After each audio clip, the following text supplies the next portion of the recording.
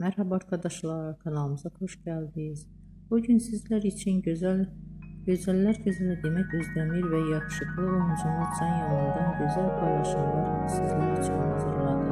Onlar erkence Kuş dizisinde beraber rol almış ve sevgili olmuşlar. Ve dizi bittikten sonra yollarına ayrılmış ve Can Yaman İtalya'ya gitmiş ve orada yeni dizide rol almıştı. Biz de sizler için onların romantik fotolarını hazırladık. Bu videoların devamlı gelmesini istiyorsanız kanalımıza abone olup yorum yazmayı unutmayın. Herkese teşekkür ederim.